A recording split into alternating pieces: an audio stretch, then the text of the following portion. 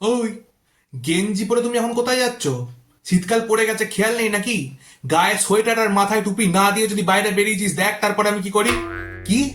টুপি পরলে তোমার হেয়ার স্টাইল নষ্ট হয়ে যাবে? টানতে টানতে সেলুনে নিয়ে গিয়ে নেড়া করে দেবো, হেয়ারই থাকবে না, তার আবার স্টাইল বেরিয়ে যাবে। শীতে সবাই ঠক ঠক করে কাঁপছে, আর আমাদের রাজপুত্র ফ্যান চালিয়ে গায়ে লেপ ঢাকা দিয়ে ঘুমোচ্ছেন। বাহ!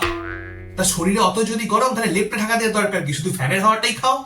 আর যদি ঠান্ডাই লাগে, তাহলে ফ্যানটা অফ করে লেপটা ঢাকা দাও। যে কোনো একটা করো।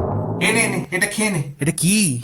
আরে তুলসী পাতা, আদা, মধু, গোলমরিচ দিয়ে বানিয়েছি, এটা হেভি উপকারী। না না, এসব আমার একদম ভাল লাগে না, আমি একদম খাবো না। খাবে না মানে? তা কেন খাবে? নিজে পোত খুলে হাওয়া খেয়ে খেয়ে সর্দিটা লাগিয়েছো। এবার এই সুস্থ বাবা মাকে ঠান্ডাটা না লাগালে হচ্ছে না। চুপচাপ খাবি, নইলে তোর একদিন কি আমার একদিন।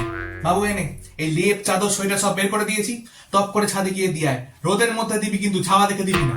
শীতকাল পড়তে না পড়তেই এতগুলো কড়াইশুটি নিয়ে চলে এলো। তুমি জানো বাড়িতে কত কাজ থাকে? সেই সব করে আমি একটু ফুরসত পাই না। তার উপর কড়াইশুটির কচুরি খাবেন উনি। ঠিক আছে, অতই যদি খাওয়ার শখ, বাপ ছেলে মিলে সব করে কড়াইশুটিকে ছাড়াবে। তারপর আমি ভেবে দেখছি কি করা যায়।